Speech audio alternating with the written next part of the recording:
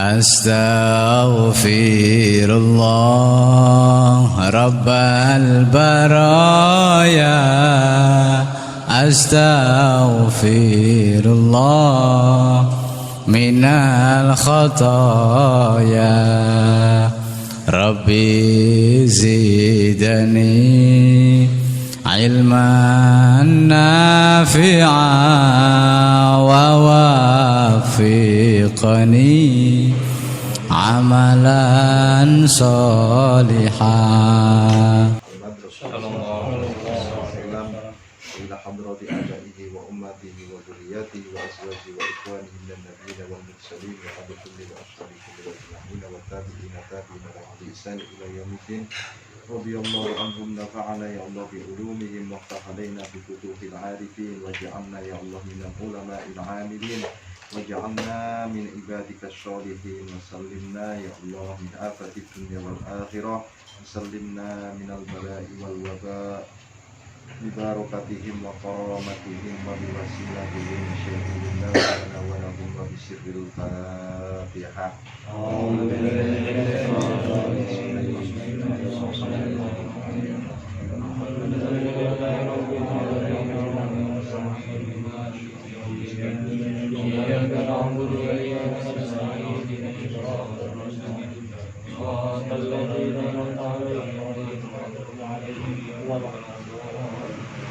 وإلى أرواح آبائنا وأبناء آبائنا وأمهات أمهاتنا وأجداد أجدادنا وسادات جداتنا وأخواننا وخالاتنا من عمتنا ومشايخنا ومشايخ مشايخنا مؤلف الكتب خصوصا إلى أرواح مؤلف الكتب التي تعلمناها وإلى أرواح أزواجنا وأولادنا وذرياتنا وأصحابنا وتلاميذنا وجميع المسلمين والمسلمات والمؤمنين والمؤمنات الأحياء منهم والأموات اللهم اجعلنا يا الله وإياهم من أمة سيدنا محمد وإياهم في سمرة نبينا مولانا محمد واجعلنا وإياهم يا الله من عبادك الصالحين وسلمنا وإياهم من آفة الدنيا والآخرة وسلمنا وإياهم يا الله من البلاء والوباء بشفاعة نبينا مولانا محمد رسول الله صلى الله عليه وسلم شيء لله لنا ولهم وبسر الفاتحة. أعوذ بالله من الشيطان الرجيم بسم الله الرحمن الرحيم الحمد لله رب العالمين الرحمن الرحيم إياك نعبد وإياك نستعين اهدنا الصراط الذين أنعمت عليهم غير المغضوب عليهم اللهم صل على سيدنا مولانا محمد الفاتح والخاتم لما سبق ناصر الحق والهادي إلى صراطك المستقيم وعلى آله حق قدر من ذلك العلي العظيم يا فتاح يا عليم افتح علينا فتوح العارفين اخرجنا من الظلمات الوهم وارزقنا فهم النبيين وعند المرسلين وإلهام الملائكة المقربين برحمتك يا أرحم الراحمين. Bismillahirrahmanirrahim. Fal hadisu al-awwal ajazani bihi al-alamah asy-syekh Muhammad al-Khatib asy-Syam Tsumadzani al-Hambali wa huwa Ibnu Utsman bin Abbas bin Utsman an masyayikhihi muttasilan ila Abi Dzarrin radhiyallahu an Rasulillahi sallallahu alaihi wasallam fi ma yarwihi an rabbihi azza wa jalla. Hadis yang pertama itu diijazahkan oleh Syekh Al-Alim Al-Alamah namanya Muhammad Khatib Asy-Syam. Beliau itu nama lainnya adalah Muhammad bin Utsman bin Abbas. Dari gurunya ketika diruntut maka hadis ini sampai kepada sahabatnya Rasul namanya Abi Dzar yang langsung dari Rasulullah Shallallahu Alaihi Wasallam. Artinya hadis ini digolongkan terhadap hadis qudsi. Hadis qudsi itu sebuah hadis yang tidak termaktub di dalam Al-Quran. Maka keberadaan hadis qudsi itu pasti benar dan tidak akan pernah mencapai kategori hadis. Karena yang sesungguhnya yang disebut hadis itu ada beberapa alternatif. Ada hadis yang namanya hadis mutawatir, ada hadis namanya ahad. Ketika hadis mutawatir itu sebuah hadis yang tidak akan pernah terjadi kebohongan di dalamnya. Itu di bawah hadis qudsi. Kalau hadis qudsi itu firman Allah yang diberikan kepada Rasulullah SAW, tapi tidak tertulis di dalam Al-Quran. Itu jenenge hadis qudsi. Kalau hadis yang mutawatiroh itu sebenarnya sama, cuma modelnya dia ucapan langsung dari Rasulullah SAW. Sifatnya yang mutawatiroh itu perawinya saking banyaknya, maka tidak akan pernah terjadi kebohongan. Artinya hadis ini derajatnya itu sama dengan Al-Quranul Karim. Di dalam ketetapan hukumnya itu sama. Tetapi kemudian ada hadis bagian namanya hadis ahad. Hadis ahad ini perawinya sangat sedikit sehingga memungkinkan di dalamnya, di dalam hadisnya atau di dalam periwayatannya itu ada kebohongan. Maka dengan demikian ini dibagi hadis ini menjadi 3 bagian. Satu namanya hadis sahih, itu bagian dari hadis ahad. Nah, kesohihan itu juga sifatnya relatif. Sahih menurut Bukhari belum tentu sahih menurut yang lain. Karena sahih itu hasil dari penelitian. Ya, misalkan kitab sahihnya Imam Bukhari, itu menurut pandangannya Imam Bukhari, bukan menurut pandangannya imam lain. Maka ketika Imam Bukhari dan Imam Muslim itu sama-sama meriwayatkan, itu namanya bukan sahih, muttafaqun alaih.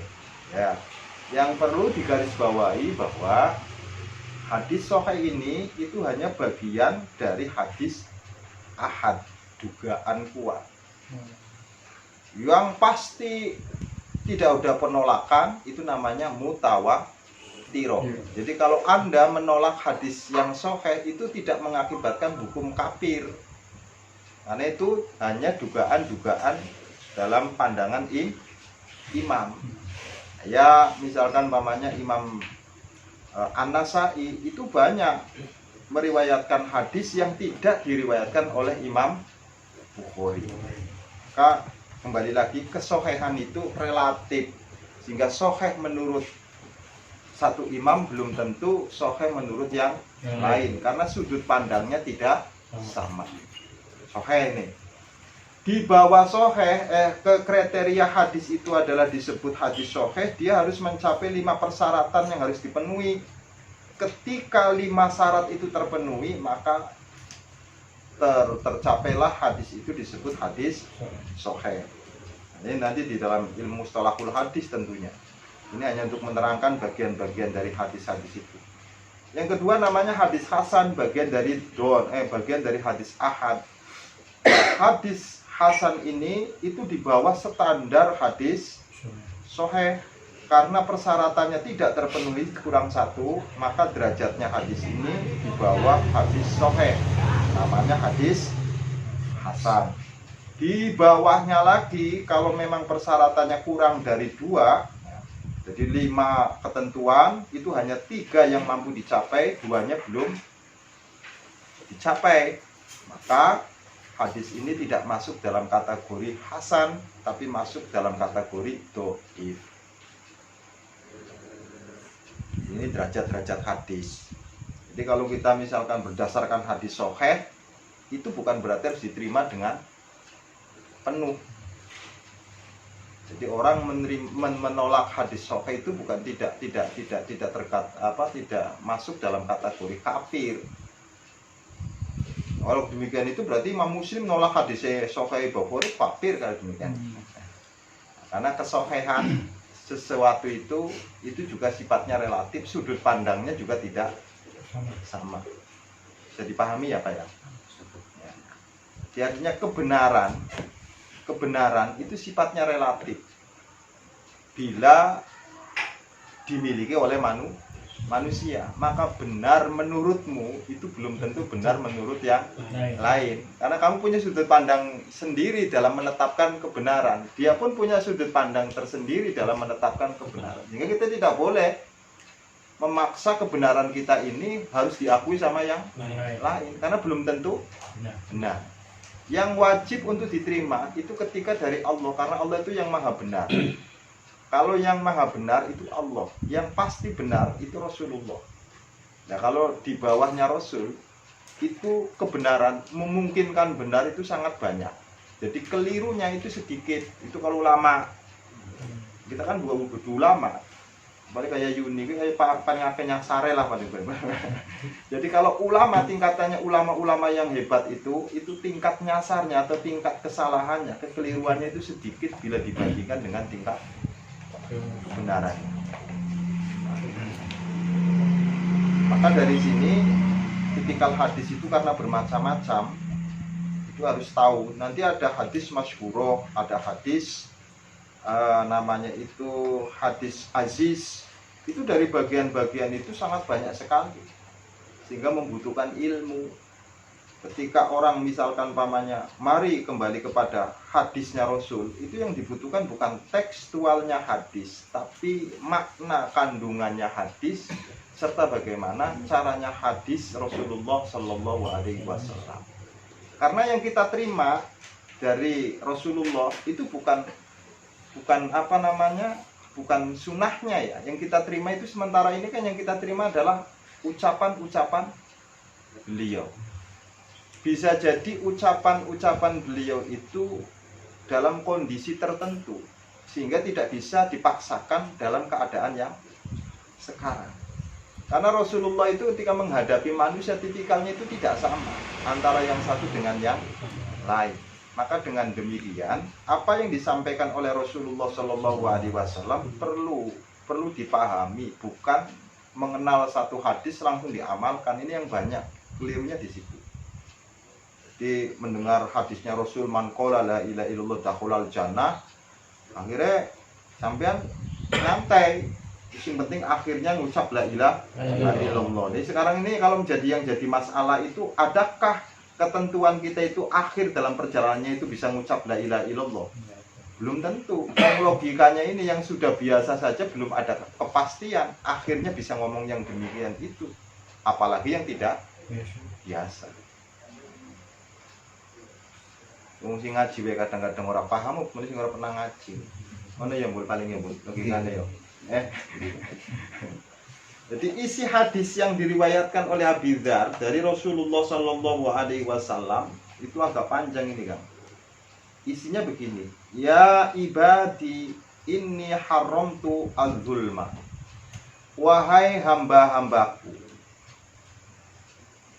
wahai hamba-hambaku, sesungguhnya saya mengharamkan diri saya az-zulma pada perbuatan penganiayaan.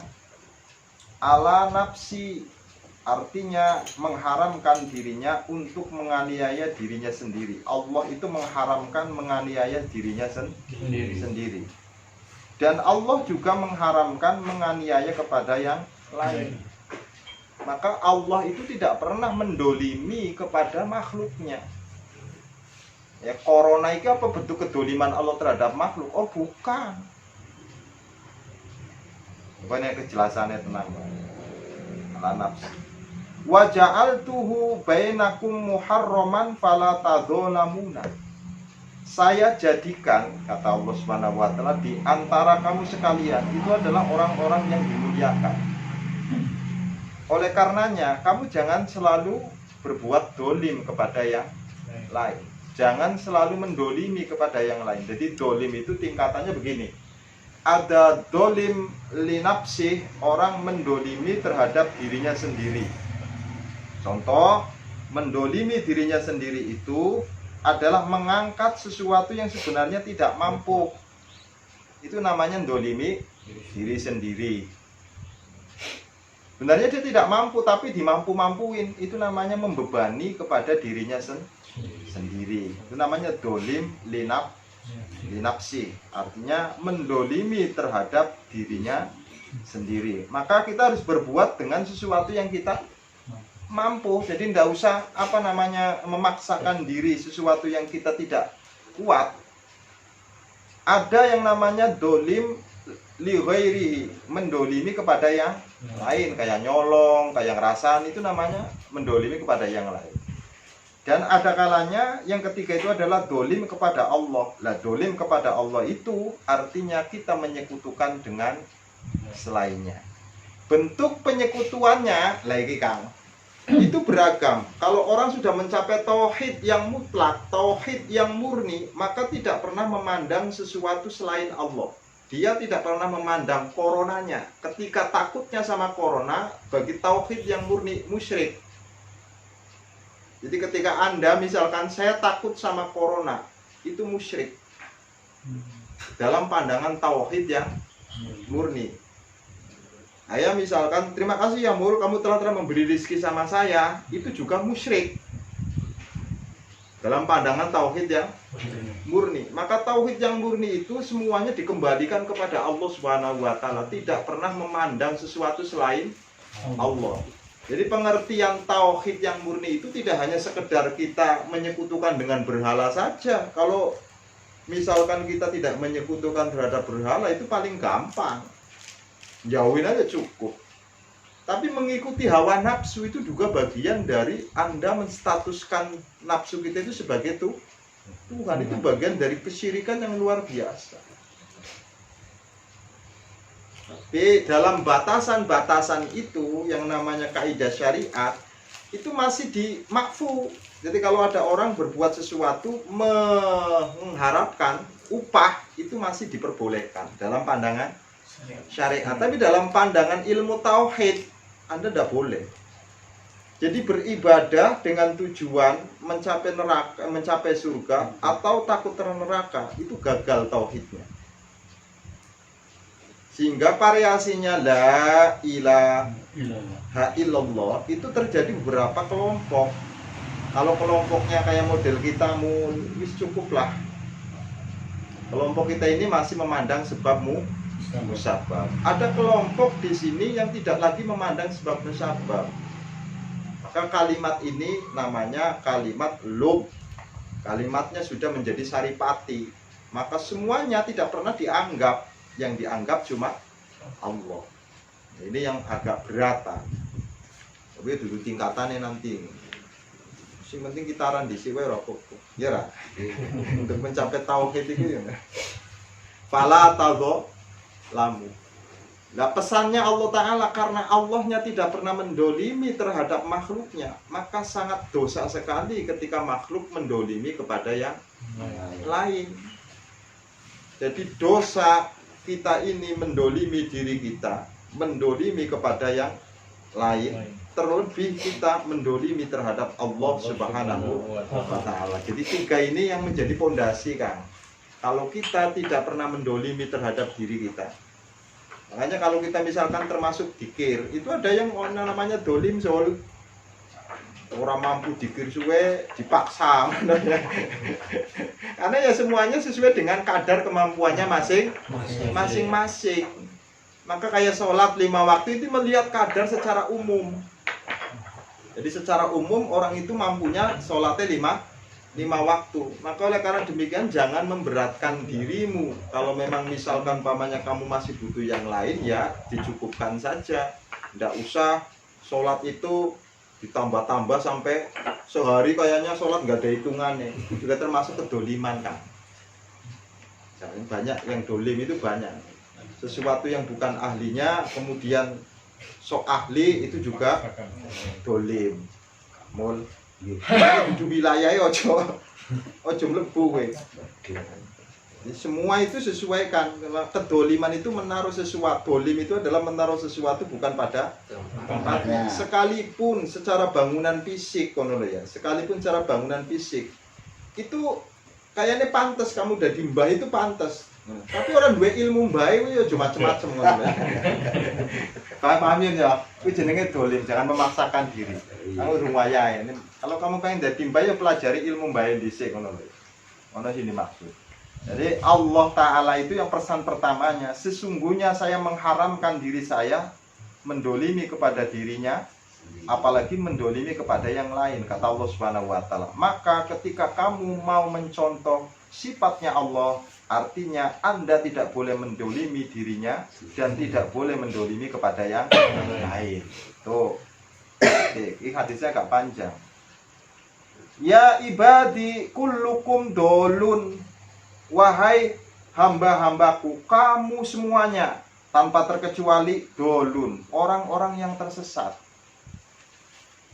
Illa man hadaituhu, kecuali seseorang yang aku tunjukkan.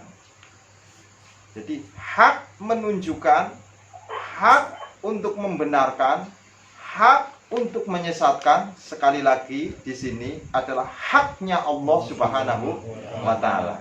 Maka hak kesesatan yang disematkan oleh manusia terhadap yang lain itu bukan ketentuan.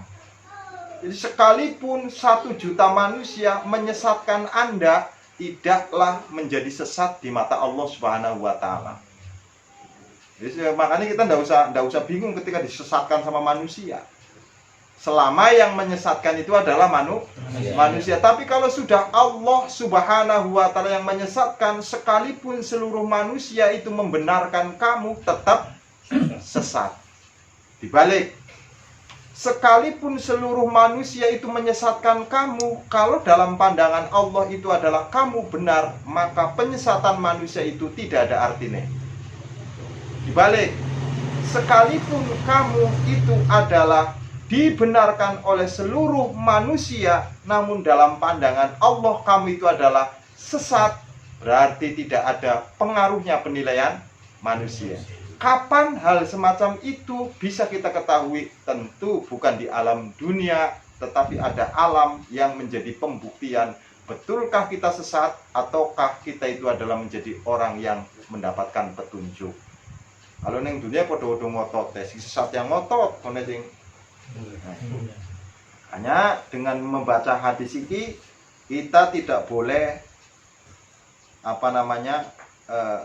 takut ketika disesatkan sama yang lain. Orangnya pengaruhnya misalkan orang yang jualan gitar itu pasti masuk neraka. Selagi yang ngomong manusia tidak ada pengaruhnya Nanti masuk neraka atau surganya itu nanti di sana keputusan dari Allah Subhanahu wa Ta'ala. Jadi nanti kalau di sana kamu ngomong aja, ya Allah, bukankah ini semua yang Engkau anugerahkan kepada kami? Aku punya keahlian ini kan dari Engkau. Tujuannya untuk menghibur. Yo, walaupun sekali-kali yo oleh keuntungan ora apa-apa. Ilaman hadaitu. Oleh karenanya Allah Subhanahu wa Ta'ala ini yang akan memberikan petunjuk, maka fastahduni, carilah petunjuk itu. Cari petunjuk itu harus dicari, fastahduni. Ada yang memaknai itu adalah carilah hidayah itu. Mintalah hidayah itu. Karena Allah yang memiliki hidayah, maka Anda harus memintanya terhadap Allah.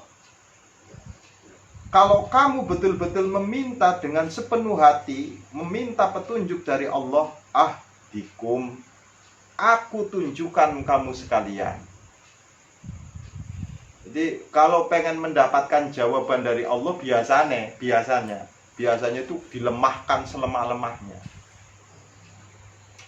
Maka orang-orang itu doanya itu biasanya dikabulkan sama Allah Subhanahu wa Ta'ala itu di saat lagi didoliminya, benar-benar didolimi.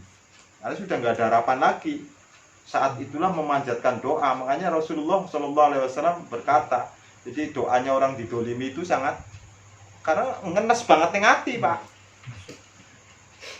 Makanya corona ini akan agak segera selesai itu kalau betul-betul Anda sudah tidak mampu sama sekali. Selama masih ditangani terus-terusan, berarti ada perlawanan.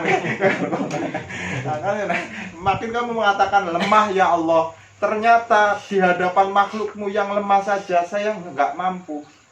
Ngomong, Semakin kamu mengatakan bahwa corona itu lemah, saya kuat, berarti corona akan menunjukkan kekuasaan. Tapi ketika kamu ngomong, corona memang lemah, tapi saya lebih lemah kenyataannya daripada corona. Kenyataannya kita ini dibuat takut sama corona. Ngaku ya karo Gusti Allah. Ora usah engkres mulu ya kowe. Jadi di sini itu fastahduni. Cari hidayah itu. Bagaimana tentunya mencari hidayah itu? Tentu kepada orang-orang yang sudah mendapatkan hidayah. Jangan mencari hidayah terhadap orang-orang yang belum mendapatkan hidayah. Belajar sukses sama orang yang gagal. Udah usahanya udah gagal, dipelajari bagaimana Pak usaha supaya sukses. Lagi kan koplan bro. Jadi belajar itu dengan seseorang yang sudah berhasil. Fastahduni ahdikum. Jadi kamu sekalian itu adalah orang-orang yang tersesat, kecuali orang-orang yang aku tunjukkan. Nah biasanya orang-orang yang ditunjukkan sama Allah untuk menerima hidayah itu dalam hatinya pengen selalu berbuat baik. Kalau ada namanya itu besitan-besitan hati ini pengen selalu berbuat baik, maka itu tandanya orang-orang itu dikehendaki oleh Allah untuk menjadi orang yang mendapatkan hidayah. Tapi kalau misalkan di hati kita itu tidak ada besitan baik, wis, yang pengennya maksiat saja. Nah ini orang-orang yang akan selalu sesat. Nah, karena corona ini ujian. Semakin diliburkan, kok sampean seneng gak ngaji, bahaya. Tapi semakin Anda libur, semakin gelisah. Itu tandanya orang yang lagi mencintai kebenaran. Biasa sholat, orang sholat tenang, bahaya.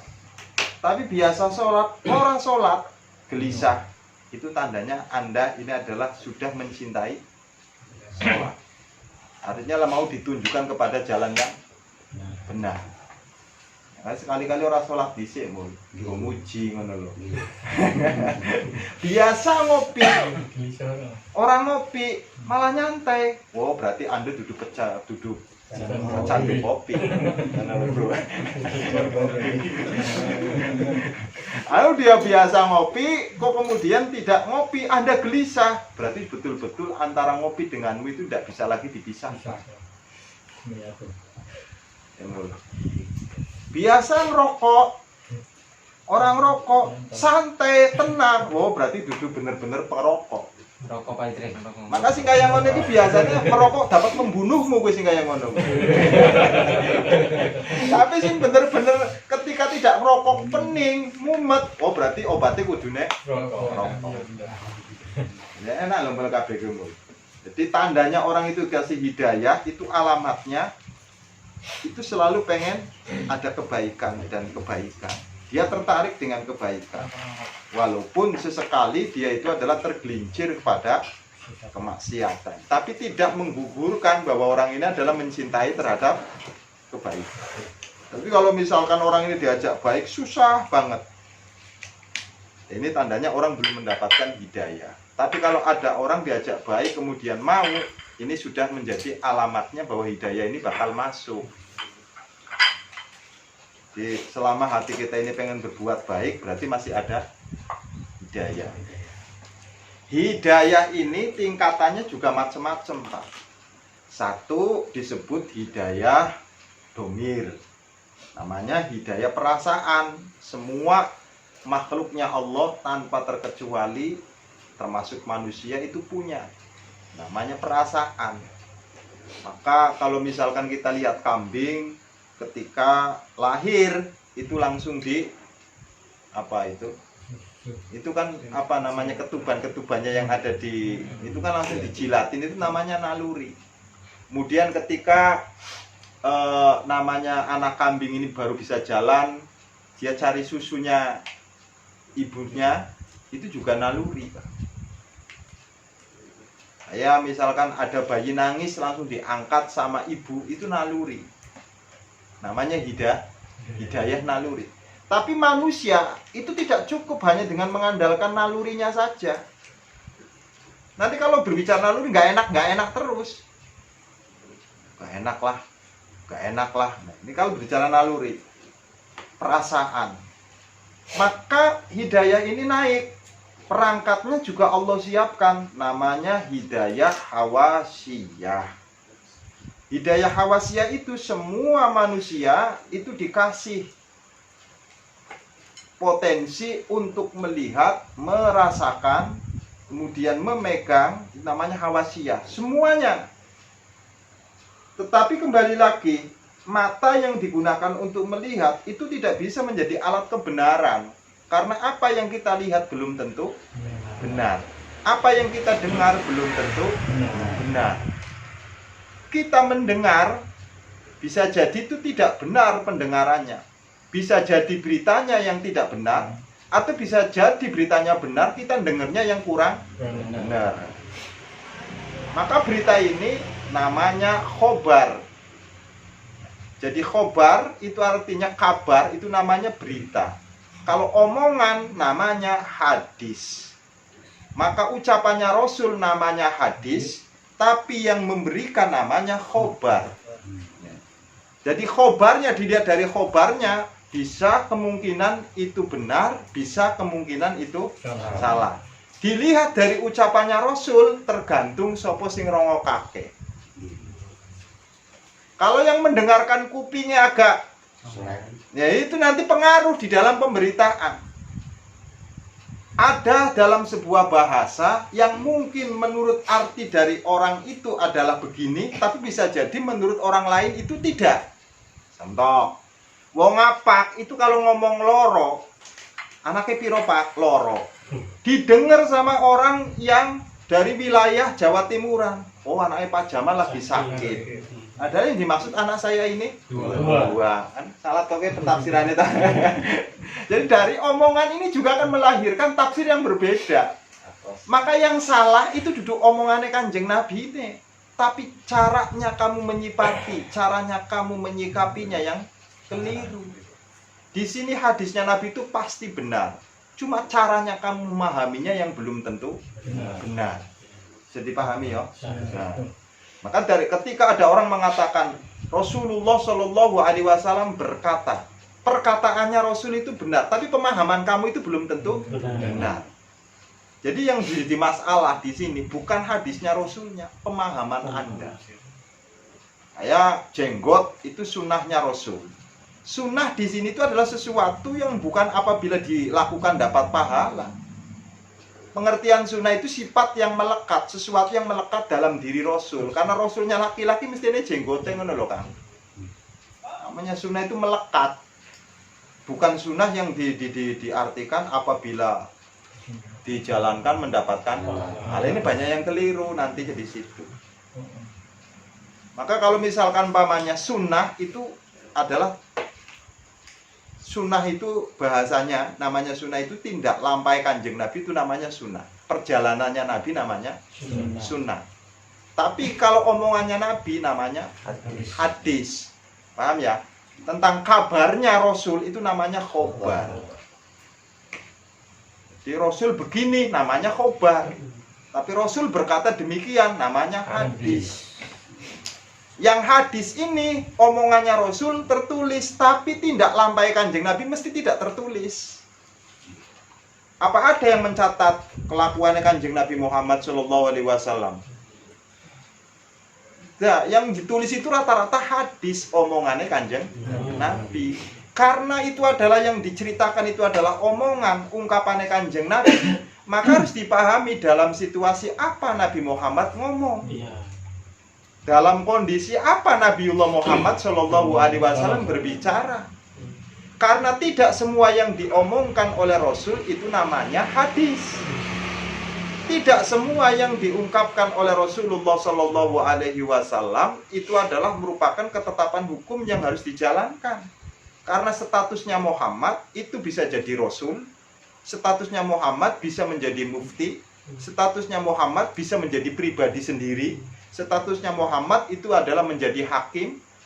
Nah, ini belum dibeda-bedakan. Ketika menjadi Rasul, maka tidak boleh ada penolakan dan harus diberlakukan. Artinya sekalipun Muhammad itu adalah ada di Arab karena statusnya menjadi rasul, maka berlaku untuk seluruh umat yang mengaku sebagai beragama Islam. Maka wilayah-wilayah yang tidak bisa diseket-seket. Neng Arab ada orang mengatakan wa asyhadu anna Muhammad Rasulullah. Di Indonesia ini harus sama. Nah, di sini itu yang dibicarakan kerasulannya. Kerasulan Muhammad Shallallahu Alaihi Wasallam. Nah, adapun ketika Nabi Muhammad itu adalah menjadi hakim, maka ada bisa jadi keliru di dalam menetapkan hukum. Karena yang namanya hakim itu melihat barang bukti. Di mana bukti itu adalah ada, maka hakim ini biasanya menetapkan hukumnya dari situ. Bisa jadi yang salah itu adalah benar, yang benar itu salah dalam pandangan hakim. Karena melihatnya alat bukti. Ketika ada orang yang salah, jelas-jelas salah, tapi mampu bermain lidah dan sebagainya, mampu beralasan, itu bisa jadi benar. Artinya ketetapan-ketetapan yang demikian itu bagi Rasulullah Shallallahu Alaihi Wasallam ketika statusnya menjadi hakim itu hampir-hampir saja keliru beliau menetapkan hukum. Tapi kan enaknya beliau itu langsung ditegur sama Allah. Waktu kasus terjadi yang namanya ada orang munafik yang mencuri sesuatu, kemudian barang hasil curiannya ini dikasih sama orang Yahudi, ditaruh rumahnya Yahudi. Maka disinilah menimbulkan provokasi terhadap umat Islam. Kamu lihat orang Yahudi itu sudah mulai mencuri, padahal yang mencuri itu orang munafik kan. Maka tujuannya itu adalah untuk mengadu domba antara agama Yahudi dengan agama Islam. Dilaporkanlah kepada Rasulullah. Karena barang buktinya ada di Yahudi, hampir saja Rasulullah itu menjatuhi hukuman kepada orang Yahudi. Saat itu Jibril turun menyampaikan wahyu. Sebagai hakim, Nabi Muhammad hampir saja keliru. Jadi ini statusnya Muhammad bukan sebagai Rasul, tapi sebagai hakim. Itu perlu dipahami kan. Kalau nggak memahami kayak begitu repot. Ada kalanya itu hanya pendapatnya Muhammad, bukan pendapat sebagai Rasul, pendapatnya Muhammad sebagai orang pribadi, sebagai biasa gitu loh ya. Contohnya ketika ada yang namanya perempuan itu mantan budak, istrinya Mughis. Nah, saat itu Mughis memohon kepada Rasul untuk menyampaikan pesannya agar istrinya itu kembali ke tangannya Mughis. Nah, karena kan terjadi yang namanya pisah ranjang lah kayak gitu yo. Bukan kayak begini, bukan saya ini, bukan. Kalau saya ini kan kondisional. Lah setelah istrinya itu ditemui sama Rasul, Rasul mengatakan Muhammad itu berkata begini, baliklah kamu ke suaminya. Nah, istrinya bertanya, ini dari wahyu apa dari pendapatmu ya Rasulullah? Ini pendapatku. Nah, istrinya Mughis ngomong, yang lebih tahu ini saya daripada engkau Muhammad tentang kelakuannya Mughis. Maka sekalipun yang meminta engkau saya suruh balik, saya tidak akan pernah mau. Akhirnya Rasul membiarkan. Oh, kalau demikian itu ya terserah kamu. Jadi di sini tidak ada kaitannya hukum toh, sekalipun yang meminta. Ini loh jadi.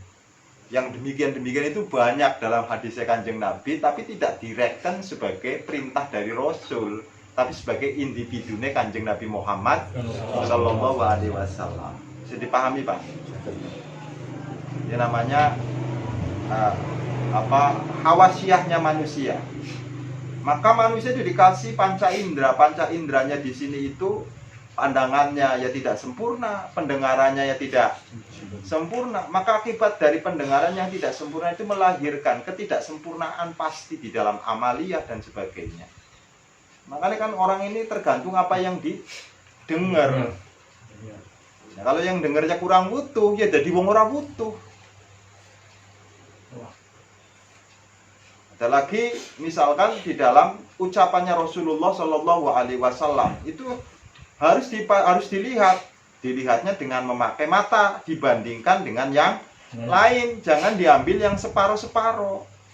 Kayak misalkan dalam sebuah redaksi itu bertentangan kuntu nahaitukum an ziyarotil kubur. Saya mencegah atau melarang ziarah kubur. Kemudian ada kelanjutannya falzuroha, berziarolah. Kalimat ini, dua kalimat ini saling Bertentangan, satu sisi Rasul melarang, satu sisi memerintahkan. Nah, ini menunjukkan bahwa ungkapan-ungkapan Rasul itu melihat kondisi. Kapan dilarang ziarah kubur? Saat orang-orang ini mempercayai yang ada di kubur menjadi tempat permintaan. Kapan orang itu disuruh berziarah ke kubur? Saat orang ini adalah menjadikan bahwa kuburan itu tidak ada apa-apanya, tapi kuburan ini hanya sebagai wasilah mengingatkan kita ini untuk menjadi orang-orang yang bakal seperti itu. Maka kita disyariatkan untuk berziarah, sehingga melarang kubur secara total itu kesalahan. Jadi Anda tidak boleh ziarah kubur, musyrik, itu salah total. Sama dengan orang yang melestarikan ziarah kubur secara total, itu juga keliru.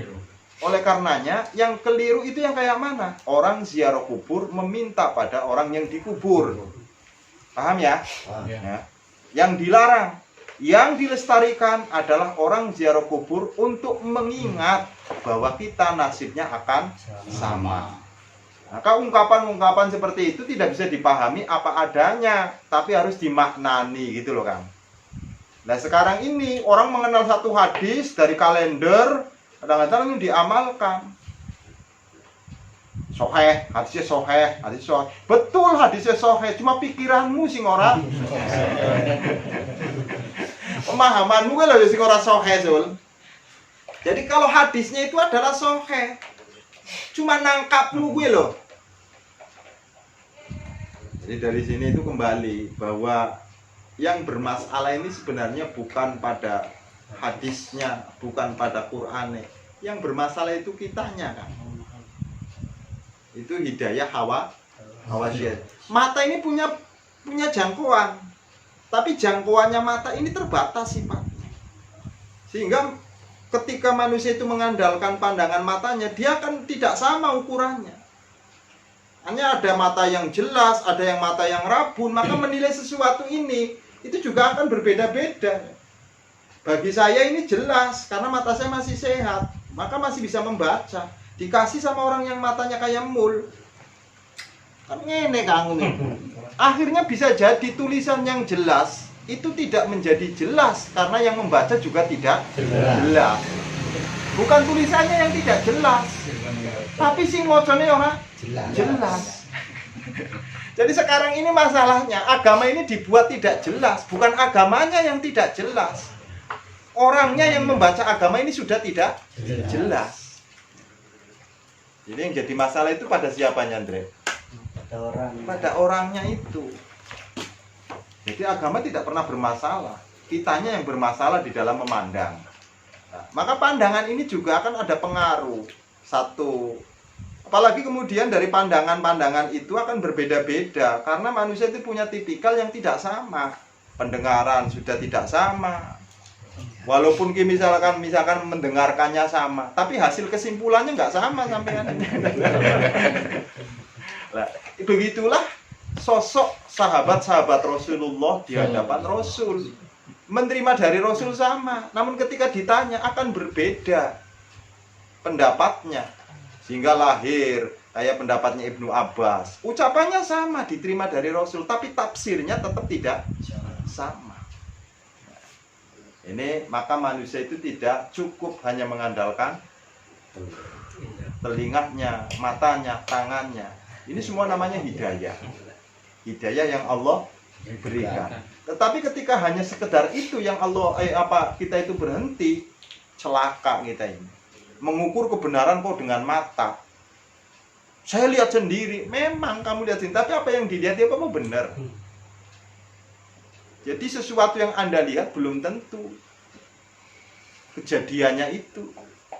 Apalagi hanya sekedar mendengar cerita. Tuh. Maka naik. Allah beri hidayah yang ketiga, namanya hidayah pikiran. Manusia itu dikasih hidayah namanya berpikir yang tidak Allah berikan kepada yang lain. Maka al-insan hayawanun natik.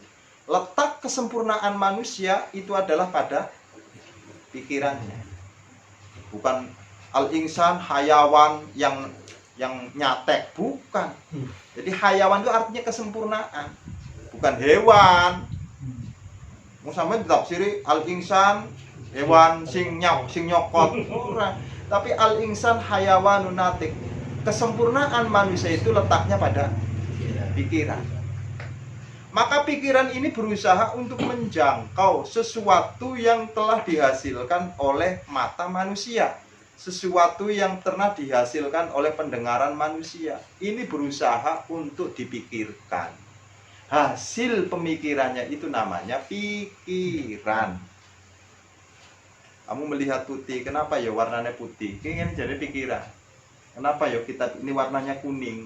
Yang dilihat kan kuning, tulisannya hitam. Kenapa kok kitab itu kitab-kitab itu warnanya kuning? Kalau dulu itu kertasnya warnanya kuning karena kertas kalau sudah warna kuning itu awet di mata. Hanya ulama-ulama zaman dahulu itu jarang memakai kacamata karena yang dibaca itu kertasnya kuning. Kalau kertas putih itu cepat. Kalau percaya kamu. Ini lahir dari pikiran. Nah kalau dulu itu pennya pennya itu pakai pen tutul. Kenapa? Dia tidak cepat hilang. Sekalipun bertahun-tahun itu masih butuh. Tapi kalau sudah pakai kayak pilot dan sebagainya, mudah berubah. Jadi ketika dibaca oleh generasi yang selanjutnya, sudah nggak kebaca lagi. Ini pulpen dulu itu kualitasnya luar biasa, Pak. Anggunnya tul. Pakai bak ya dulu itu kan ya. Saya juga mau waktu maknani kitab sih kayak begitu kan. Cuma kok lama banget. Makanya dibuat sekarang ini dibuat apa? Iya. Tapi ya kekuatannya nggak lama. Terbukti loh ya, artinya kitab saya yang saya maknanin dulu itu di Lirboyo. Ketika menggunakan yang pakai mangsi bak itu dengan yang sudah pakai pulpen, itu kekuatannya beda, Wan. Yang pakai pen itu sudah mulai pudar. Tapi yang pakai itu masih bisa enak dibaca. Nah, ini bagian dari pikiran. Jadi pikiran itu berusaha untuk menemukan sesuatu. Ini makanya dengan kasus corona itu sampai disuruh untuk berpikir. Ini yang berpikirnya itu berita ini benar atau tidak sih? Karena yang namanya begini ya, sifat yang dimiliki oleh para nabi itu ada 4. Sidik, amanah, patonah, tabligh.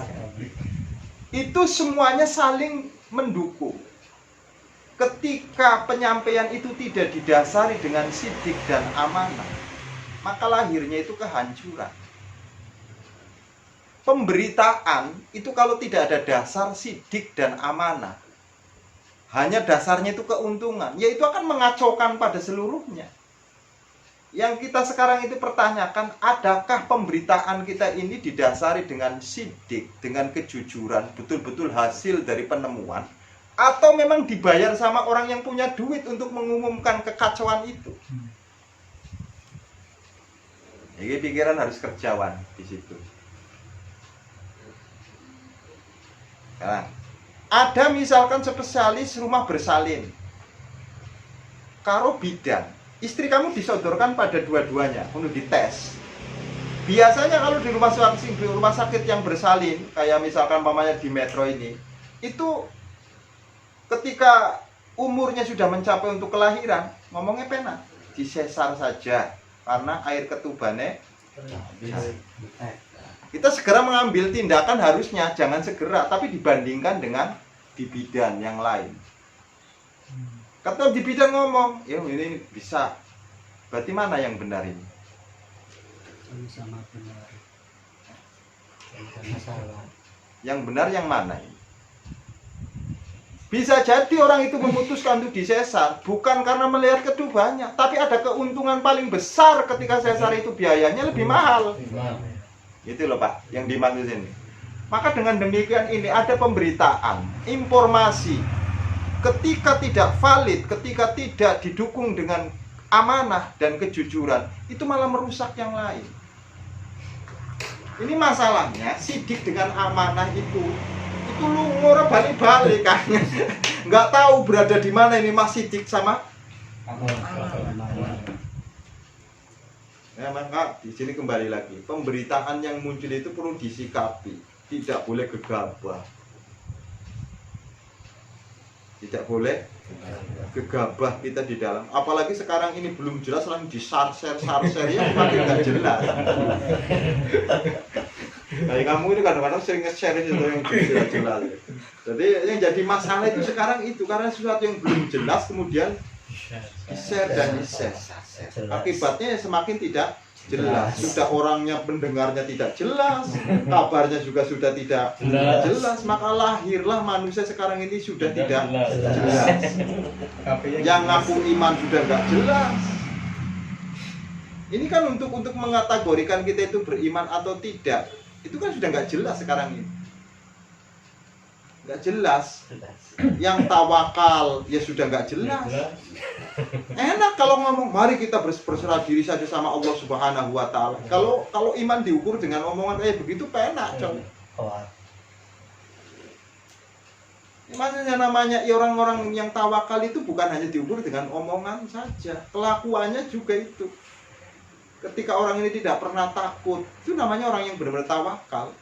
Hatinya ini tidak pernah ada ketakutan sama sekali. Itu namanya betul-betul orang yang tawakal. Tapi kalau misalkan pamannya Anda takut, ngomong tidak takutnya di lambe saja. Wong nyatanya ketika ada kematian Anda yo. Nah, ini yang menjadi apa namanya bahwa kita ini sudah tidak jelas aslinya. AB wis ora jelas. Sing hadir di sini kayaknya udah jelas gurune wis ora jelas. Karena melahirlah manusia-manusia yang tidak jelas. Jadi karena kita tidak jelas inilah yang sehingga perlu ada hisab.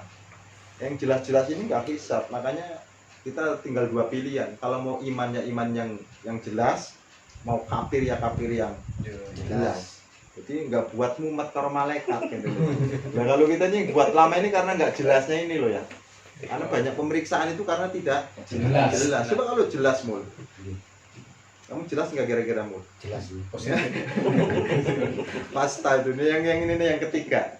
Yang ketiga itu adalah manusia dikasih pikiran untuk memikirkan. Tapi kembali lagi, pikiran itu bukan penentu kebenaran. Pikiran itu bukan penentu kebenaran. Sesuatu yang dihasilkan oleh pemikiran akan berbeda karena tingkatannya juga tidak sama. Ilmu yang pasti itu matematika. Di luar matematika namanya ilmu tidak pasti. Kalau matematika pasti, Bang.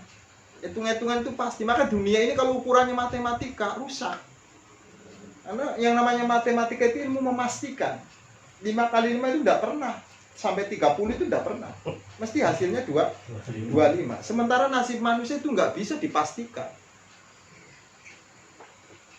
Ya, misalkan pamannya kayak ilmu medis, itu ilmu yang tidak bisa dipastikan. Kalau bisa dipastikan, mesti yang namanya pasien itu selamat. Kenyataannya ada 2 pasien yang sama-sama penyakitnya berobat dengan dokter yang sama, ada yang mati, ada yang hidup. Berarti kan belum kepastian. Dokter ini tahu kalau corona itu adalah penyakit yang sangat membahayakan misalkan. Penanganannya gimana? Apakah cukup hanya sekedar menghindar saja? Apakah yang namanya menghindar itu adalah penyembuhan? Tidak. Nah, ketika manusia itu disuruh untuk menghindar antara yang satu dengan yang lain, menjadi jaraknya antara satu dengan yang lain, di sini juga melawan fitrahnya manusia sebagai makhluk sosial. Kalau sudah demikian ini menjadi masalah baru lagi. Sehingga secara ilmu medis itu menyelesaikan masalah, tapi secara ilmu yang lain itu malah menimbulkan masalah. Malah masalahnya semakin kompleks. Secara ekonomi, secara bagaimanapun juga itu masih secara kejiwaan manusia yang satu dengan yang lain itu bermasalah semua. Tetapi kita seringkali memberatkan hanya dari satu sisi ilmu saja, padahal ilmu itu sangat luas. Coba corona ditinjau dari ilmu yang lain. Terus dihitung dampaknya itu. Sementara yang namanya sendi kehidupan manusia itu disebut qiyam. Qiyam itu ekonomi yang kuat, itu sendi manusia. Dan ekonomi manusia itu adalah bisa berjalan itu ketika aktivitas manusia juga berjalan. Ketika aktivitas manusia tidak berjalan, bagaimana mungkin ekonomi akan berjalan? Wongnya sehat, orangnya duitnya, wis toh. Peco-pecoan wae, bro. Ini rumah tangga sudah banyak yang kolab loh, bro. Udah banyak yang tengkar-tengkaran ini. Karena apa? Karena laki-lakinya sekarang ini jadi alasan. Ngapa Pak nggak kerja? Lockdown. Padahal semakin dibuat malas kita ini. Sementara kemudian pengen ada jaminan dari pemerintah. Ya pemerintah untuk jamin semuanya yang bangkrut. Ini kembali lagi di sini. Di sikapnya itu harus sikapnya dulu dengan tawazun, penuh dengan pertimbangan, sehingga kita tidak gegabah. Ini namanya pemikiran-pemikiran manusia itu akan melahirkan perbedaan-perbedaan. Bukankah kita itu banyak ahli di dalam bidang masing-masing. Semuanya itu harusnya kumpul untuk memutuskan mata rantai. Jangan dilihat dari ilmu medis saja. Ilmu medis kan ilmu ya hanya berkisar tentang kesehatan saja. Pernahkah ilmu medis itu membincangkan psikologisnya manusia? Pernahkah ilmu psikologis pernahkah ilmu yang namanya ilmu medis itu membicarakan bagaimana ekonominya manusia? Karena memang hanya berkutatnya di situ saja. Misalkan ekonom suruh jawab corona, bebas saja. Kenapa? Semakin manusia berhenti maka ekonominya enggak jalan, itu juga enggak baik. Terus bagaimana Pak? Ya tengah-tengah, mengambil ilmu kesehatan yang enggak sepenuhnya, mengambil ilmu sosial yang enggak sepenuhnya, tengah-tengah. Akhirnya apa? Masjid tetap jalan, tapi digunakan juga ilmu medis. Tiap masjid itu diusahakan ada yang namanya misalkan sabun dan sebagainya, selama jalan. Kalau kayak begini kan nggak jalan, semua yang jalan cuma ilmu medis, ilmu agamanya nggak jalan. Jadi ini membuktikan supaya berjalannya ilmu medis dengan ilmu agama ya harusnya demikian itu. Yang lain kena penyakit nggak usah berangkat, sadar diri, ya mul, nggak usah mangkat dari kodo nular ngono lho. Walaupun kita lagi seneng aja ojo nekat. Oh, ben anu lah. Kalian wae mati neng kono. Ojo, ini malah yang sarakna mari wong lain. Ya, dari sini kembali bahwa tingkat pemikiran manusia juga karena apa namanya itu mendapatkannya itu adalah sesuatu yang tidak sama, maka lahirlah ketidaksamaan di dalam berpikir. Kemudian perlu dibincangkan juga letak geografisnya kita ini yang tidak sama dengan negara lain. Musimnya juga tidak sama. Itu juga pengaruh bagi kesehatan. Kalau misalkan di tempat lain itu cepat wabahnya. Kenapa masalahnya? Di sana itu musimnya 4 Pak, di Itali. Sementara di kita ini cuma ada 2 musim. Jadi sumber energi itu ada di matahari. Semuanya itu adalah bergantung terhadap matahari. Planet-planet itu semuanya bergantung sama matahari. Bumi ya bergantung sama matahari, makhluk hidup ya bergantung sama matahari, buah-buahan dan sebagainya kan bergantung semua sama matahari. Maka tingkat kesuburan di tanah kita itu kan luar biasa bila dibandingkan dengan yang lain. Artinya tingkat kesehatan manusia di Indonesia sebenarnya lebih hebat daripada yang lain. Jadi lebih kebal sama virus sebenarnya. Jadi nggak usah berlebihan lockdownan kan? Ini maksudnya kayak yang mau. Tapi biarkan aktivitas manusia ini adalah berjalan sesuai dengan normanya. Jadi karantina ini loh Kang. Ya gara-gara ini pikiran ini. Ini hanya pikiran toh, tapi mau sama dilaporake karo polisi yo. Ini hanya pemikiran. Makanya segala sesuatu itu kalau ditanyakan sama ahlinya itu penak. Akhirnya sesuatu itu nanti berjalan semuanya. Ini kan semuanya semua nggak ada ahli sih. Pada ngomong KB. Pas tahduni ahdiku. Jadi kembali lagi, pikiran itu bukan merupakan rujukan kebenaran. Pikiran itu bukan penentu kebenaran. Kalau semua itu penentu kebenaran itu pada di pikiran, maka tidak akan berbeda pikiran manusia itu. Terbukti bahwa karena pikiran manusia itu berbeda-beda, maka disinilah penentu kebenaran bukan pada pikiran. Naik ke hidayah yang selanjutnya karena manusia pengen benar, Pak. maka Allah turunkan agama. Disebut dengan hidayatuddin. Namanya hidayah agama. Jadi agama itu sudah di atas pikiran. Jadi agama tidak boleh tunduk sama pikiran, tapi pikirannya harus tunduk sama agama. Jadi agama tidak boleh diatur sama pikiran. Justru agamalah yang mengatur pemikiran. Jangan dibalik. Karena agama itu tingkatannya lebih tinggi, lebih atas daripada pemikiran. Maka di dalam agama itu ada yang sifatnya makhulat, ada yang sifatnya ghairu makhulat. Ada yang sifatnya perlu dikembangkan oleh alam pemikiran manusia, silakan, itu wilayah akal. Ada yang sifatnya tidak bisa dikembangkan oleh manusia, itu wilayah gaib, wilayah Allah. Nah, hidayah agama ini dibagi jadi dua. Satu, namanya orang itu hanya dikasih ilmunya saja. Ilmunya punya, tapi dia tidak menjalankan. Dia hanya dikasih ngerti, tetapi tidak menjalankan. Maka banyak sekarang ini kayak kita-kita ini, ngerti tapi ya benar, ngerti kalau nyolong itu hukumnya haram, tapi tetap nyolong. Ngerti kalau sholat itu hukumnya wajib, tapi enggak sholat, cuma ngerti saja, tapi enggak mau menjalankan gitu loh. Lah, yang terpenting itu yang kedua, di samping ngerti, di samping paham juga menjalankan. Maka hidayah yang sangat kita tunggu adalah bukan hanya sekedar kita paham, tapi menjalankan hasil pemahaman, hasil pembelajaran kita terhadap agama.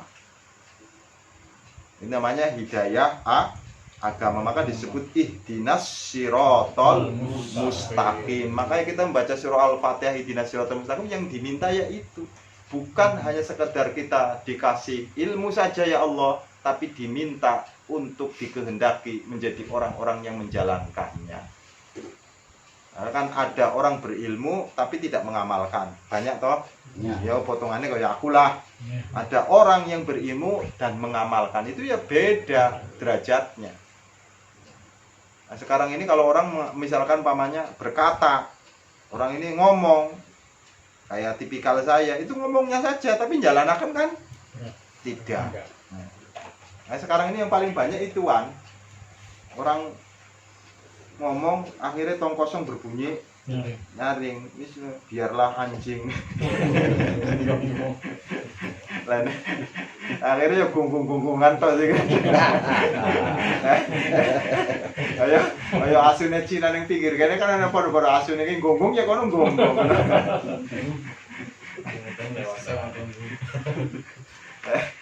Karena ya lagi pada gunggung tok sekarang ini. Ya karena bukan kurang ilmu, kurang pengamalan. Ini yang pertama. Jadi yang harus kita capai adalah bagaimana supaya kita ini mendekati kepada mengamalkan agama. Tentunya kita harus berdekatan dengan orang yang ilmunya itu adalah amilin. Maka wal ulama amilin, ulama-ulama yang mengamalkan ilmunya. Karena tipikal ulama itu ada ulama yang tidak mengamalkan ilmunya, banyak. Yang kita cari itu adalah ulama-ulama yang mengamalkan ilmunya itu loh, sing abot iku yo.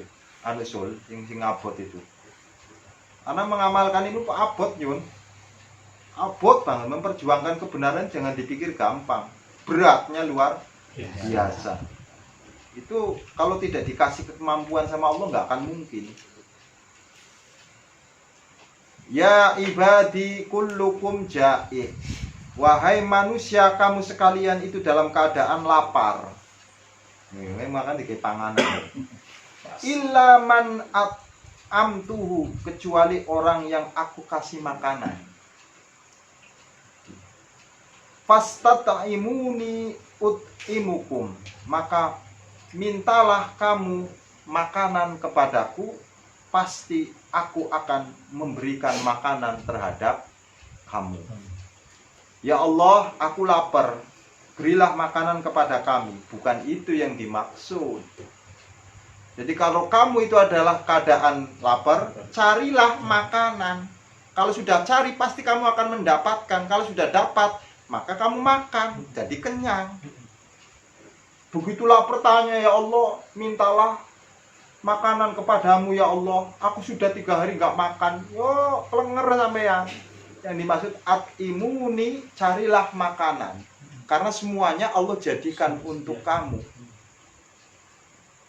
Nanti kalau kamu sudah dapat makanan, makan, jangan biarkan saja. At-imukum. Itu namanya Allah memberikan makan. Jadi, carilah gorengan. Kamu pengen gorengan. Oh, jadi langsung jaluk karo Gusti Allah, ya Allah.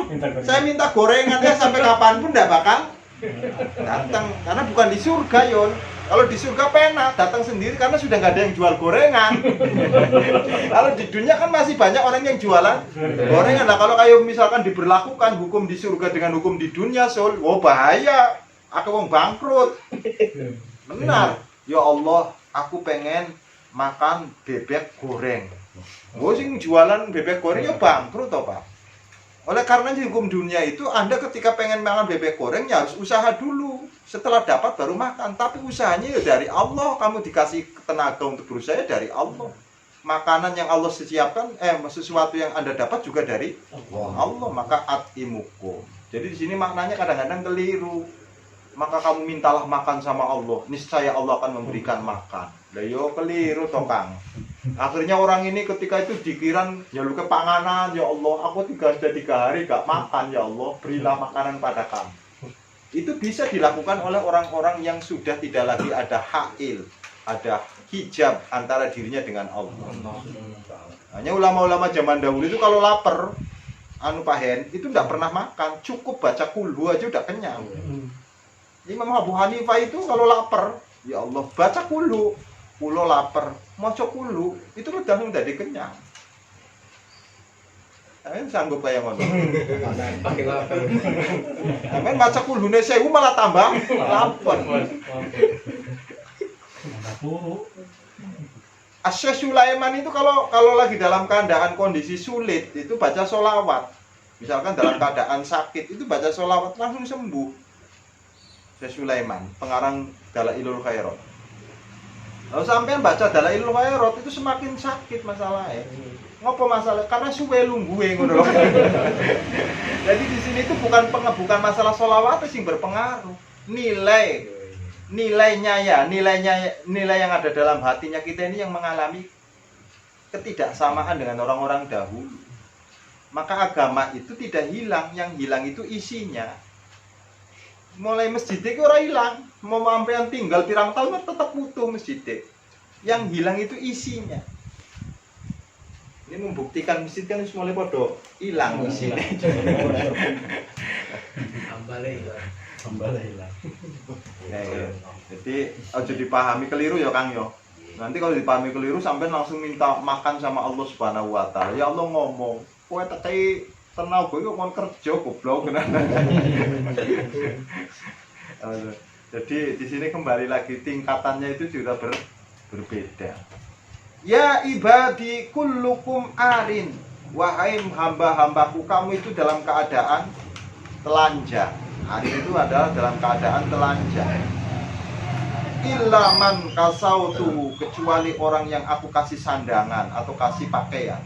Maka fastaksuni, maka carilah supaya kamu fastaksuni, artinya kamu harus mencari untuk dapat menutupi anggota tubuh kamu. Maka dari sini Anda disuruh untuk berkarya, membuat desain, membuat baju dan sebagainya untuk menutupi anggota tubuh. Itu namanya faksuni, artinya Allah memberikan anugerah itu. Karena manusia ketika lahir dalam keadaan telanjang, maka Allah kasih anugerah untuk membuat pakaian. Maka Anda ketika berterima kasih sama orang yang membuat pakaian itu sama dengan berterima kasih sama Allah. Maka malam barang siapa yang tidak bersyukur sama manusia, maka tidak akan pernah bersyukur sama Allah. Jadi malam yashkurin nas lam yashkurillah. Jadi kalau orang itu tidak pandai bersyukur kepada manusia, dia tidak juga bisa pandai bersyukur kepada Allah. Kabeh itu juga syukur kepada manusia, karena manusia menjadi perantara. Jadi pas taksuni, jadi kalau kamu misalkan pamannya dalam keadaan telanjang, ya Allah aku telanjang. Ya kalau waktu itu penak. Nabi Adam ketika dalam keadaan telanjang langsung dikasih pakaian sama Allah Subhanahu wa taala. Hukum itu pun ada usaha dari Nabi Adam alaihissalam. Jadi ketika beliau itu makan sesuatu kemudian auratnya itu terbuka, saking malunya dia mengambil daun-daunan untuk menutupi.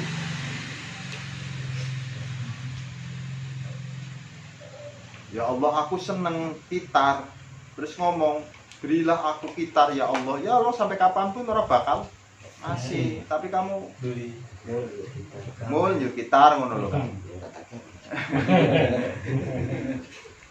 Jadi di situ pas taksun itu harus ada usaha dari manusia. Jadi kita ini bodoh kecuali orang-orang yang diberi pemahaman oleh Allah. Oleh karenanya fata'allumi, belajarlah kamu sekalian. Kalau sudah belajar, niscaya aku akan berikan. Di manusia itu artinya untuk mendapatkan ilmu itu tidak bisa begitu lahir langsung dapat ilmu, itu tidak bisa, tapi melalui usaha, proses. Jadi namanya manusia itu hidup di dalam dunia harus berproses. Jadi tidak ada manusia yang hidup di dalam dunia itu cerdas, tidak ada. Lahir itu semuanya sama, tidak bawa baju juga di dalam keadaan tidak tahu menau.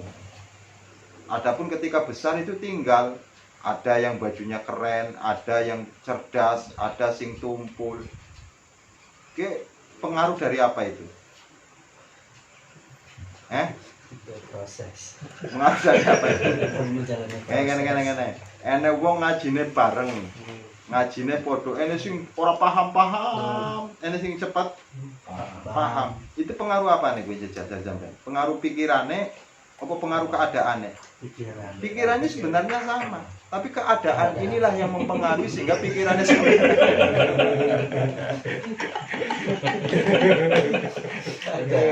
Keadaan ini gawe orang pahami kayak ngono.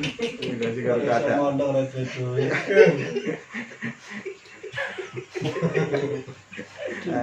Ya ibadi innakum tukhti'una billail wan nahar wa ana aghfiru dzunuba jami'a. Kata Allah itu memanggil saking sayangnya Allah Subhanahu wa taala.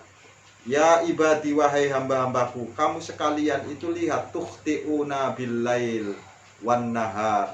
Kamu itu di waktu siang ya lupa sama aku. Di waktu malam kamu tertidur berarti kan lupa juga. Di waktu siang kamu beraktivitas lupa sama saya. Di waktu malam kamu tidur ya lupa sama saya. Tapi hebatnya aku, asal kamu tahu kata Allah wa aghfiru dzunuba jami'a. Sekalipun kamu sering kali melupakan aku baik di siang maupun di malam hari, aku ini adalah zat yang akan selalu mengampuni terhadap dosa kamu sekalian. Tapi catatannya dosa-dosamu itu akan aku ampuni fastaghfiruni. Jadi kalau kamu tidak pernah meminta ampunan, ya sampai kapanpun dosamu tidak akan terampuni. Jadi kalau kamu itu pengen diampuni sama Allah, berarti harus datang kepada Allah meminta ampun. Minta ampun terus tapi ngulangi terus, yo kesel. Nah, yang dimaksud fastaghfiruni di sini, ketika minta ampun berarti kita itu tidak lagi mengulangi. Ya sekali-kali titik-titik ora apa-apa lah. Ya, namanya manusiawi gitu. Jadi intinya orang itu kalau misalkan membaca istighfar banyak, itu apakah dosanya diampuni atau tidak? Alamatnya satu. Kalau orang itu alamatnya dosanya itu diampuni, maka memandang sesuatu yang pernah dilakukan berbuat dosa itu tidak senang. Kalau sudah tidak suka, contoh kita melihat perempuan tadinya suka banget ini, pokoknya senang banget. Lah, terus kemudian kita baca istighfar, ternyata melihat perempuan itu nggak suka, berarti tanda tobatmu dosanya diampuni. Tapi kalau masih seneng terus astagfirullah. Nah ini masih mul. Jadi yang namanya dosa itu diampuni oleh Allah itu adalah berhentinya dosa.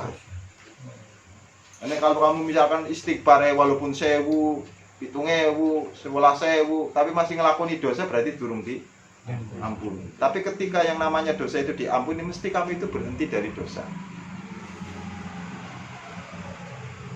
Mulane aja njaluk ampun di sini masih nglakoni dosa. Akhiran ya. Oh, akhir-akhiran wae kira-kira. Arep kukut kan. Mau selesai itu baru mulia-mulia. Nah, itu hebatnya fastaghfiruni, mintalah ampun kepadaku alfir lakum. Kepada YouTuber. Panganan dosa. Terus ya ibadi law anna awwalakum wa akhirakum wa insakum wa jinnakum kanu ala atqa qalbi rajulin wahidin minkum ma zada dzalika fi mulki syai'an. Ini seandainya orang paling awal-awalnya kamu dan orang paling akhir-akhirnya kamu, artinya awalnya manusia sampai akhirnya manusia itu dikumpulkan jadi satu, semuanya takwa semua. Semuanya itu adalah ibadah kepada Allah semua. Tidak ada yang maksiat. Kemudian jinnya itu juga pada Tobat. pokoknya jinnya ibadah semua. Tidak ada yang kafir lah. Seandainya seluruh manusia, seluruh jin menyembah kepada Allah semua tanpa ada yang bermaksiat, kata Allah Subhanahu wa taala itu mengatakan mazada dzalika fi mulki syai'an. Sedikit pun tidak menambah kebesaran Allah. Sedikit pun tidak menambah kekuasaan Allah. Artinya ora bakal ngaruh. Sampean ibadah terus ora bakal ngaruh karo Gusti Allah. Dipikir ketika sampean ibadah terus Allah tambah gede.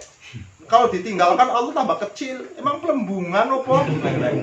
Jadi Allah tidak akan ada pengaruhnya sama sekali sekalipun manusia beribadah. Tidak ngaruh kepada zatnya Allah, sifatnya Allah Subhanahu wa taala. Jadi nggak usah dibela. Tapi kalau dibela berarti Allah lemah. Maka yang dimaksud pembelaan terhadap Allah itu bukan pembelaan terhadap zatnya, pembelaan terhadap sifatnya. Anda membela Allah itu yang dimaksud adalah membela kaum lemah. Membela agamanya bukan berarti membela Islamnya, tapi membela kandungan-kandungannya, ajaran-ajarannya. Gitu. Kalau ada orang teriak, mari kita bela Islam. Sudah sehebat apa Anda membela Islam? Karena Islam ini agama yang sempurna, mau dibela apanya? Yang kurang sempurna, yang tidak sempurna bukan Islame, umate. Maka yang dibela itu bukan Islamnya, tapi umat yang beragama Islam. Bisa dipahami ya, Mul? Ngono kadang-kadang keliru lho, Mul. Nggih. Ngajine kadang-kadang tok sih kowe iki. Jadi dibalik lagi. Sekarang kalau misalkan seluruh manusia dari awal sampai akhir, seluruh jin dari awal sampai akhir, atau semuanya tidak ada yang menyembah sama sekali terhadap Allah Subhanahu wa taala, maka Allah ngomong ya di sini tuh ma naqasa dzalika fi mulki syai'an, sedikit pun tidak mengurangi kebesaran dan kemahahebatan Allah. Ini menunjukkan bahwa Allah tidak membutuhkan kepada siapapun, tapi siapapun butuh sama Allah. Maka manusia, karena makhluk itu adalah disebut manusia makhluk sosial, dia selalu membutuhkan kepada yang lain. Ketika dipasung haknya, dia akan berontak. Orang percaya sampai ya, pasti akan berontak. Karena manusia itu pasti pengen ngopi, apalagi sih sudah biasa ngopi bareng, wah, tambah pingsan malah. Iya, walaupun ngopi di rumah penak. Jangan dipikir ketika ada orang ngopi sendirian di rumah itu enak. Yang membuat enak bisa jadi bukan kopinya, tapi kumpulnya, suasananya. Ya mulia, percaya gue. Karena dia itu tingkatannya wali. Nih wali senang menyendiri. Wali itu adalah sunyi di dalam keramaian, rame di dalam kesunyian. Jadi wali di dalam neng taman, iku walaupun jarene rame sunyi. Tapi ketika sendiri rame hatine kan diduali kowe. Kita kan dituntut jadi wali gitu, akhir dipaksa jadi wali dengan corona ini. Tapi yang dipaksa-paksa itu ora penak mul. Wali kok dipaksa ya sudah.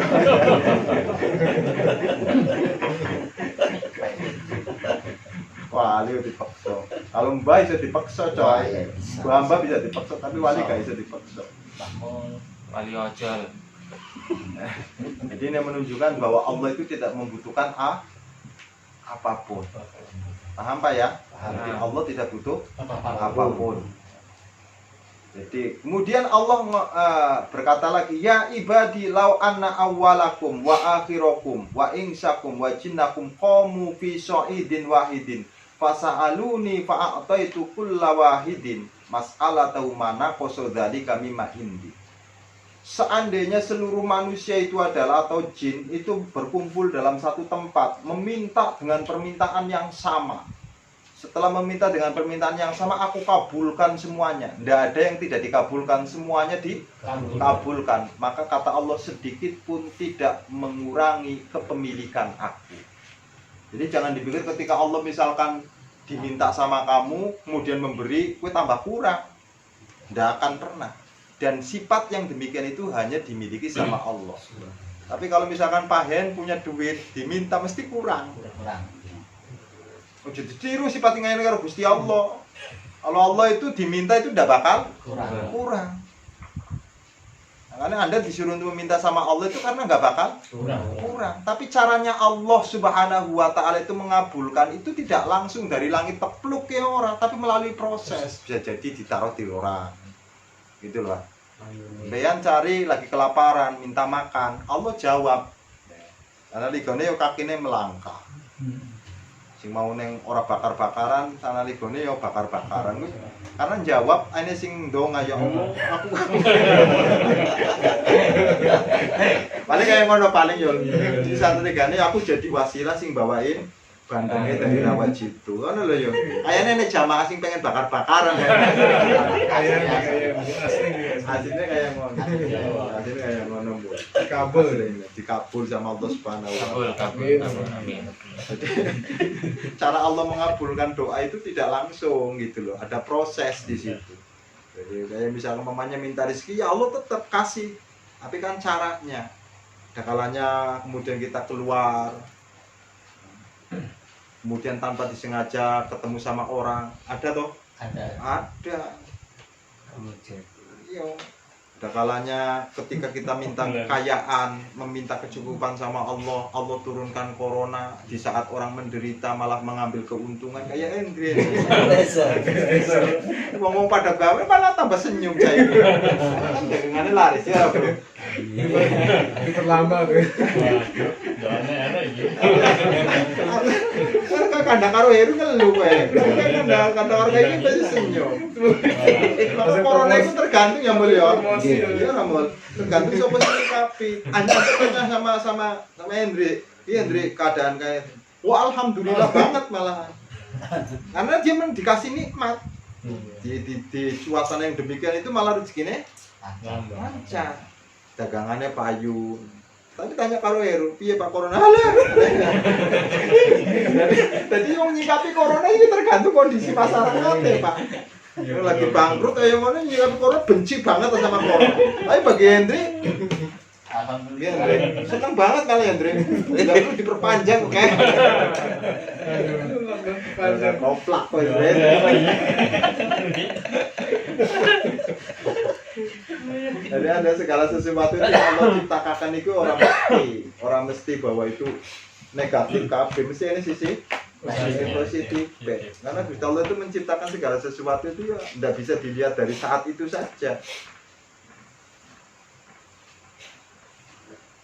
Sekarang ini orang kaya suruh jadi orang nggak punya mau nggak? Nggak mau, makanya dipaksa. Karena kalau nggak demikian itu nggak gantian, yang miskin itu nggak kaya-kaya, karena yang kaya itu masih nongkrong terus. Tapi kalau udah disamaratakan kan ada kemungkinan orang miskin bisa kaya. Ini syukur kono lho, Mbul. Sekarang ini orang-orang yang punya duit aja agak banyak yang bangkrut, Pak. Berarti ada harapan sampean bisa naik. Gantian. Amin. Amin. Wong kiai gede, alim alama. Itu hidup terus, kan kasihan sing ning bawah iki, ora terkenal. Ya Allah ora percaya kowe. Karena caranya Gusti Allah Subhanahu wa taala itu menetapkan segala sesuatu memang awalnya tidak menyenangkan. Banyak yang awalnya tidak menyenangkan namun dalam perjalanannya menyenangkan. Ada yang awalnya itu menyenangkan namun Tidak menyenangkan. itulah gambaran kehidupannya kayak begitu itu. Nang wae Pak Idris sampean iki. Jalani wae lho, manusa kon jalani urip toh, ora kon gawe urip toh. Kita ini suruh menjalani hidup bukan membuat hidup. Berarti kalau sudah jalani, sudah ada dalannya, tinggal jalani saja. Coba kalau kita itu diperintahkan sama Allah untuk membuat hidup dewek. Wah, kudu gawe dalan, kudu gawe. Makanya jalani hidup. Apa mari kita buat hidup? Oh enggak. Hidup ini sudah Allah berikan. Tinggal Anda jalan. Jalannya harus kayak pemikiran ini, ya udah jalani aja. Sabar atau enggak kita ini? Dari lurus apa menceng? Nah, iku mulai itu sing maca kita di mulai agak pening. Ya mulai. Oh 34 iki lho. Ya kita tinggal sekitar 7 jadwal ini sing durene keputusan ya aku ndonga karo kita mudah-mudahan enggak batal, tapi harapannya optimis. Ya manusiawi ya mulyo. Manusiawi. Nanti Kang mau Kang. Kota pundi niki jadi sedikit pun tidak akan mengurangi kekuasaan Allah Subhanahu wa taala. Jadi Anda jangan mengancam. Wah, ngwana corona iso nyembah karo Gusti Allah. Jadi dia harus sikapnya ya sudah ya, yang anu aja. Jadi sikapnya yang semangat saja, biasa-biasa saja. Tapi yang tidak boleh keterlaluan. Kita ini sudah keterlaluan aturannya ini, sehingga tidak boleh berdekatan, kemudian dilarang, itu sudah keterlaluan aturan yang demikian itu. Perlu dikaji ulang, maksud saya perlu dikaji ulang. Boleh diberlakukan yang demikian itu ketika disebut zonanya sudah merah.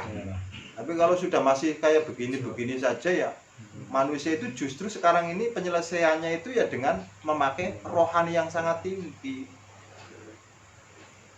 Sekarang saya contohkan ya, Hendri dagang enggak laku, pulangnya kena hujan, paginya pilek.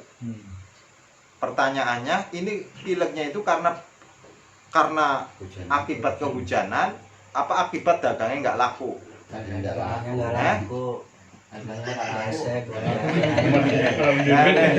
Sekarang yang kedua, permasalahannya sama, bawa dagangan laris, bawa duit banyak, kehujanan, paginya sehat.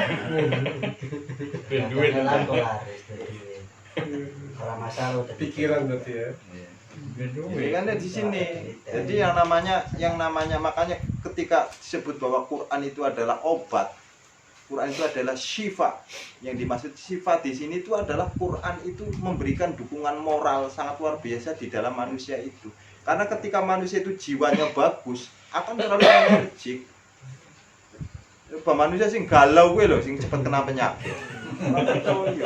Kayak muli malah corona malah wedi kan. No problem ya bro. No problem. Pak Idris katanya kadang-kadang misalnya anda. Oh ya ada itu. Jadi manusia yang tidak berproblem itu no problem. Biasa-biasa saja. Sebenarnya biasa-biasa saja. Karena kalau misalkan kita dipaksa sebagai hewan yang dikurung juga yang nggak tahan. Kebiri.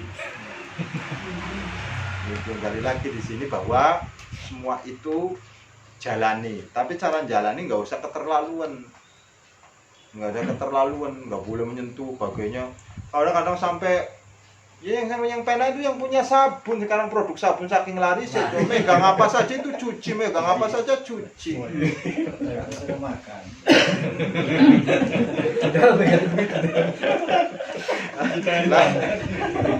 Udahlah terserah sampean lah. Sehingga ngono wae mulai balik terserah kamu lah ya. Karepmu lah ngono. Jadi semua itu menunjukkan bahwa ya itu yang ditentukan oleh Allah Subhanahu wa taala, manusia itu tidak membuat hidup, tapi jalani hidup. Oleh karenanya sifatnya manusia itu harus banyak memintanya terhadap Allah Subhanahu wa taala. Maka doa itu bukan dikabulkan tapi dijawab. Maka wa idza sa'alaka ibadi anni fa inni qarib ujib. Namanya itu menjawab. Allah itu menjawab bukan mengabulkan. Makanya setiap orang meminta itu pasti dijawab sama Allah. Tapi jawabannya ada kalanya yang sesuai dengan permintaan orang, ada kalanya yang tidak sesuai dengan permintaan. Namanya jawab itu loh Pak. Modelnya kayak ini dijawab lain karo Gusti Allah. Jadi apa yang diminta malah enggak dikasih, tapi jawabannya yang lain. Jadi kabeh dijawab anusul. Jadi selama ini kalau kamu misalkan minta rezeki sing lancar, kok urung lancar-lancar jawabannya yang lain, berarti dudune rezeki ngono. Jadi wali. Ya, jadi wali. Jadi kayak ngono lho.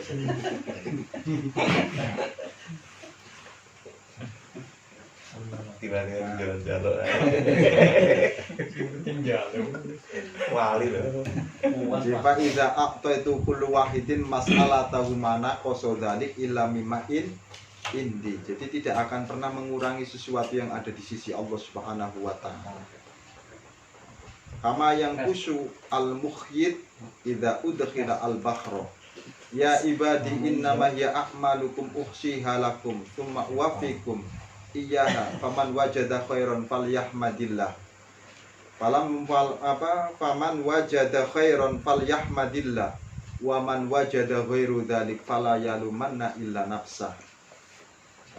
Allah mengatakan di dalam hadisnya, di dalam hadis qudsi, innama hiya a'malukum uhsiha. Semua amal-amalmu itu pasti akan aku hitung. Tidak ada amal yang terselip. Jadi kamu nggak usah apa berharap mudah-mudahan nyelip gitu ora iso kan. Jadi semua amal-amal yang kita lakukan baik jelek maupun buruk itu adalah akan dihitung oleh Allah Subhanahu wa taala. Tsumma uwaffikum iyyaha faman wajada khairan. Ketika kita amalnya itu adalah baik, maka hendaknya memuji kepada Allah Subhanahu wa taala. Ya Allah, segala puji hanya milik Engkau. Alhamdulillah aku masih dikasih kesempatan ngaji. Ngono kan. Jadi mujine sama Gusti Allah. Waman wajada ghairi dzalik, ketika misalkan pamannya kita menemukan bukan kebaikan tapi kejelekan dalam diri kita, fala yalumanna ila nafsa. Maka kutuklah dirimu sendiri.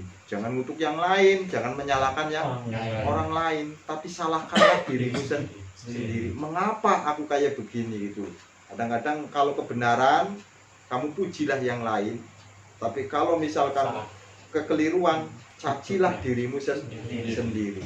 Ya, disinilah yang dimaksud bahwa kita sebagai manusia itu harus banyak melihat orang. Ketika orang lain itu adalah hebat, syukuri. Tapi ketika gagal, kembalikan kepada dirimu sendiri. Pasti ada yang keliru sehingga mengakibatkan kegagalan.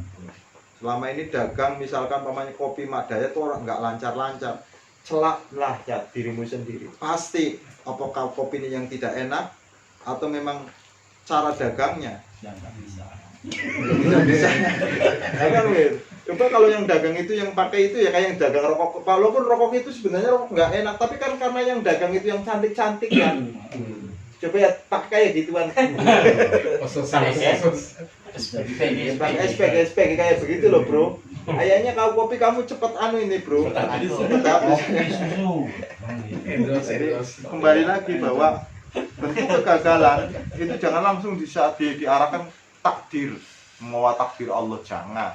Ya memang sekalipun itu semuanya takdir, tapi kembali lagi cara menyikapinya itu adalah kesalahan pribadi. Sebab kalau misalkan mamanya kamu langsung ke takdir, seolah-olah Allah itu terlalu kejam kepada kita.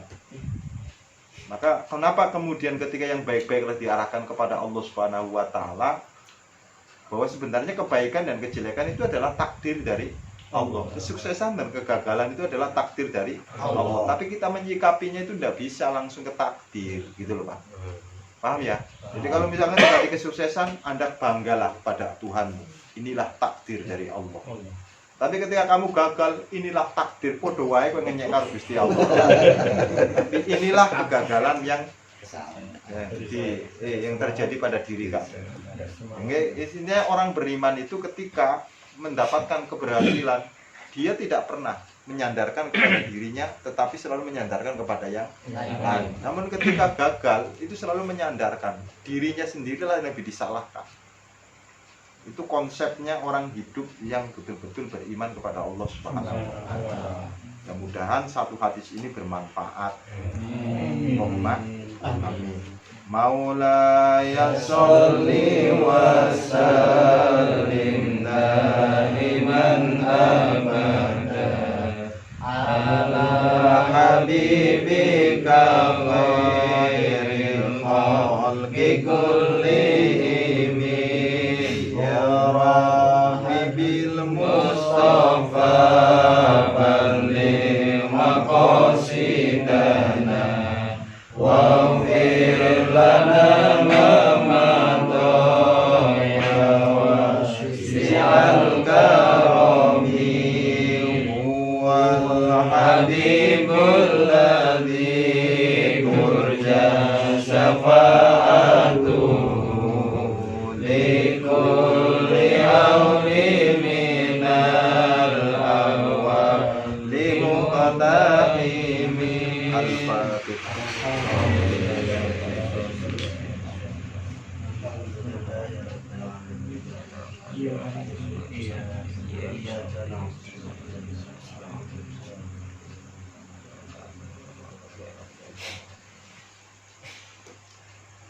Kang di kopi ini Kang, ngopi drink. Yo.